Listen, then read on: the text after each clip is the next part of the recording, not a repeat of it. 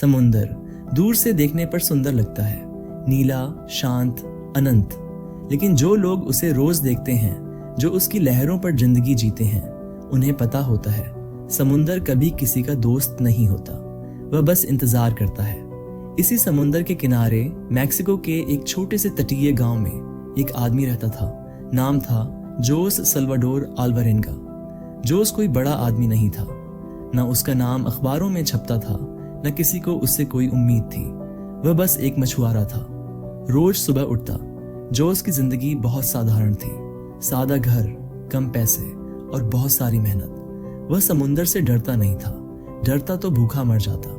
सालों से वह समुंदर में जा रहा था। उसने तूफान देखे थे, खराब मौसम झेला था, पर हर बार वापस लौटा था। इसी भरोसे ने उसके अंदर एक गलत आत्मविश्वास भर दिया था कि मैं समुंदर को जानता हूं। लेकिन सच यह था, समुंदर किसी को नहीं जानता। साल 2012, वही दिन, वही सुबह, वही नाव। जोस अपने एक युवा साथी के साथ मछली पकड़ने निकला। मौसम साफ था, हवा हल्की थी, आसमान नीला था, सब कुछ सामान्य लग रहा था। नाव धीरे धीरे किनारे से दूर जा रही थी। गांव पीछे छूट रहा था, जमीन छोटी होती जा रही थी। जोस को यह दृश्य रोज का लगता था। उसने कभी पीछे मुड़कर नहीं देखा। समुंदर का एक स्वभाव है, वह बिना चेतावनी बदल जाता है। पहले हवा तेज हुई, फिर आसमान का रंग बदला। नीले से सलेटी, सलेटी से काला। लहरें ऊंची होने लगी, नाव हिलने लगी। जोस ने इंजन चेक किया, सब ठीक था, लेकिन डर अंदर बैठ चुका था। और फिर पहली तेज हवा आई, नाव झुकी, पानी अंदर आने लगा और तभी तूफान शुरू हुआ। तूफान कोई आवाज नहीं करता, वह बस सब कुछ तोड़ता है। तेज हवा, भारी बारिश और लहरें जो दीवारों की तरह उठ रही थीं। नाव अब नियंत्रण में नहीं थी। इंजन बंद हो गया, रेडियो काम नहीं कर रहा था। जोस ने मदद के लिए चिल्लाया, लेकिन समुंदर चुप था। वह चुपचाप देख रहा था। घंटों तक नाव लहरों में उछलती रही, हर लहर के साथ मौत और करीब आती जा रही थी। जब तूफान थमा तो कुछ भी वैसा नहीं था जैसा पहले था। आसमान साफ था, लेकिन दिशा गायब थी। न जमीन दिख रही थी, न कोई जहाज, न कोई उम्मीद। नाव अब बस बह रही थी जहां हवा ले जाए, और हवा उन्हें समुंदर के बीचों बीच ले जा रही थी। पहली रात सबसे डरावनी होती है। अंधेरा, खामोशी और चारों तरफ पानी। जोस ने आसमान देखा, तारे थे। उसे लगा शायद कल कोई आ जाएगा। उसे नहीं पता था कि कल अब बहुत लंबा होने वाला है। दिन बीते, फिर हफ्ते। खाना कम होने लगा, पानी गिनकर पिया जाने लगा। दोनों आदमी चुप रहने लगे, बातें खत्म हो गईं। समुंदर हर दिन एक सा था, नीला, खामोश, बेरहम। यहीं से इंसान टूटना शुरू करता है। भूख शुरू में केवल शरीर की जरूरत होती है। पेट हल्का सा दर्द करता है, दिमाग समझाता है थोड़ा रुक जाओ, सब ठीक हो जाएगा। जोस ने भी यही सोचा। नाव में जो थोड़ा बहुत खाना था, उसने और उसके साथी ने बराबर बांट लिया। हर दिन बस एक छोटा सा हिस्सा। पानी की हर बूंद गिनकर पी जाती थी। पहले 3 दिन किसी तरह निकल गए। चौथे दिन पेट ने शिकायत करनी शुरू की। 5वें दिन शरीर कमजोर होने लगा, और 7वें दिन भूख केवल पेट तक सीमित नहीं रही, वह अब सोच बन चुकी थी। हर समय, हर सांस के साथ दिमाग में एक ही आवाज गूंजती रहती, खाना, खाना, खाना। जोस जानता था अगर कुछ नहीं किया तो मौत धीरे धीरे आएगी।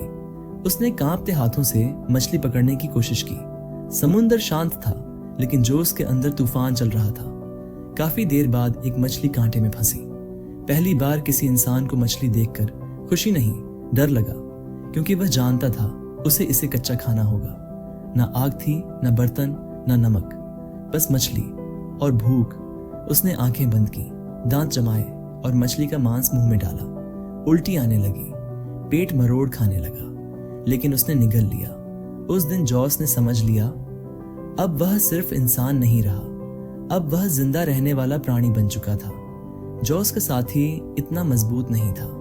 वह मछली को कच्चा नहीं खा सका। उसे घिन आती थी, उसे उल्टियां होती थी। वह कहता, मैं ऐसा नहीं कर सकता। दिन बीतते गए, उसका शरीर सूखने लगा, आंखें धंस गईं, आवाज कमजोर हो गई। भूख से ज्यादा उसे उम्मीद की कमी मार रही थी। एक दिन उसने खाना लेना बंद कर दिया, पानी पीना भी छोड़ दिया। वह बस नाव में पड़ा रहता, आसमान को देखता और धीरे धीरे चुप होता गया। जोस ने उसे समझाने की कोशिश की, उसे खाने की विनती की, लेकिन जब इंसान अंदर से हार जाता है तो कोई उसे नहीं बचा सकता। एक सुबह जोस ने उसे हिलाया, कोई जवाब नहीं आया। उसका साथी अब इस दुनिया में नहीं था। अब नाव में 2 सांसें नहीं थीं, सिर्फ एक। चारों तरफ समुंदर था और नाव में मौत की खामोशी। जोस ने अपने साथी के शरीर को काफी देर तक देखा। आंसू आए, लेकिन ज्यादा नहीं, क्योंकि अब रोने की ताकत भी शरीर में नहीं बची थी। उसने भारी दिल से शरीर को समुंदर के हवाले कर दिया। लहरें आईं और उसे अपने अंदर समा लिया। जॉस और ज्यादा अकेला हो गया। इंसान से जानवर तक अब कोई बात करने वाला नहीं था, कोई सुनने वाला नहीं था। जॉस धीरे धीरे समुंदर से बात करने लगा। वह मछलियों से बात करता, आसमान से सवाल करता और रात को अपने आप से। उसका शरीर घावों से भर गया था। नमक और धूप हर जख्म को जलाती थी। वह पक्षियों को पकड़ता, उनका खून पीता, मांस खाता। अब उसे घिन नहीं आती थी। अब उसका दिमाग कहता था, यह जरूरी है। यही वो पल था जब सभ्यता खत्म हो जाती है और अस्तित्व शुरू होता है। समुंदर पर दिन और रात का फर्क मिट जाता है। कोई कैलेंडर नहीं, कोई तारीख नहीं। जोस नहीं जानता था कि आज कौन सा दिन है, कौन सा महीना, कौन सा साल। समय बस बह रहा था, लहरों की तरह। कभी उससे लगता वह सपने में है, कभी लगता वह मर चुका है। कभी कभी उसे आवाजें सुनाई देती, अपने गांव की, अपनी माँ की। वह चौंक कर उठ जाता, लेकिन वहां सिर्फ समुंदर होता। कई रातें ऐसी आईं जब जोस ने सोचा, बस अब बहुत हो गया। वह नाव के किनारे बैठता, समुंदर को देखता और सोचता, अगर अभी कूद जाऊं तो सब खत्म हो जाएगा। कोई भूख नहीं, कोई दर्द नहीं, कोई अकेलापन नहीं। लेकिन फिर कहीं अंदर से एक छोटी सी आवाज आती, आज नहीं। बस यही 2 शब्द उसे जिंदा रखते थे, आज नहीं। जब शरीर बहुत देर तक भूखा रहता है तो वह कमजोर हो जाता है, लेकिन जब दिमाग बहुत देर तक अकेला रहता है तो वह अपनी ही कहानियां गढ़ने लगता है। जोस अब अक्सर ऐसी चीजें देखने लगा था जो वहां थी ही नहीं। कभी उससे लगता नाव के कोने में कोई बैठा है, कभी कोई उसका नाम पुकारता। वह चौंक कर पीछे मुड़ता, लेकिन वहां सिर्फ हवा होती और समुंदर की सांसें। कभी कभी उसे अपने गांव की गलियां दिखती, माँ की आवाज सुनाई देती, खाना पकने की खुशबू महसूस होती। और फिर एक झटका लगता, सब गायब। उस पल उसे एहसास होता, वह अब भी समुंदर के बीच है। अब जोस किसी इंसान से बात नहीं करता था, वह बात करता था ईश्वर से। कभी गुस्से में, कभी रोते हुए, कभी विनती करते हुए।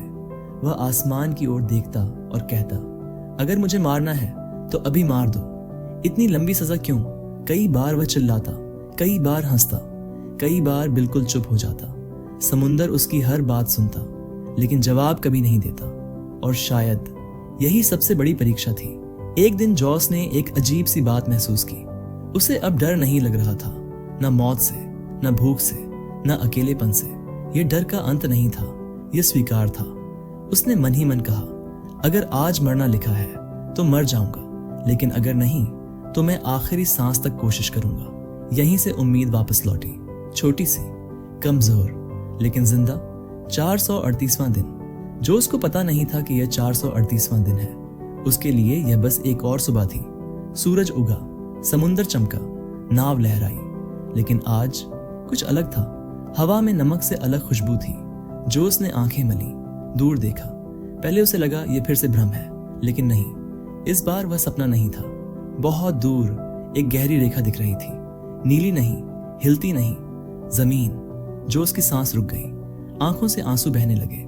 438 दिन बाद उसने पहली बार कुछ ऐसा देखा जो समुंदर नहीं था। नाव धीरे धीरे उस दिशा में बढ़ रही थी।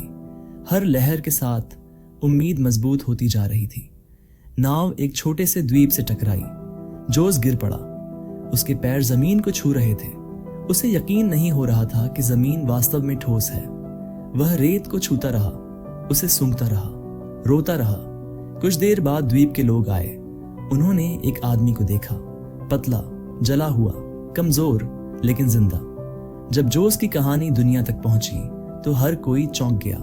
कुछ ने कहा यह झूठ है, कुछ ने कहा इतना कोई नहीं झेल सकता, लेकिन सच्चाई हमेशा तर्क से बड़ी होती है। जॉस ने कोई कहानी नहीं बेची, उसने बस सच बताया। और सच यह था, वह टूटा, बिखरा, लेकिन हारा नहीं। जोस अब पहले जैसा नहीं था। समुंदर ने उससे डर छीन लिया था, भूख ने घमंड छीन लिया था, अकेलेपन ने अहम छीन लिया था। अब वह जानता था, इंसान को कम चीजें चाहिए जिंदा रहने के लिए, लेकिन एक चीज सबसे जरूरी है, हिम्मत। ये कहानी मछुआरे की नहीं है, ये कहानी आपकी और मेरी है, क्योंकि हर इंसान कभी न कभी अपने जीवन के समुंदर में अकेला होता है।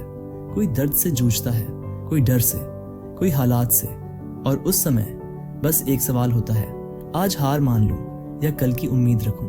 जोस ने 438 दिन तक एक ही बात पकड़े रखी, आज नहीं, और वही 2 शब्द उसे जिंदा ले आए। अगर आप भी किसी अंधे द्वार से गुजर रहे हैं तो याद रखिए, आज नहीं,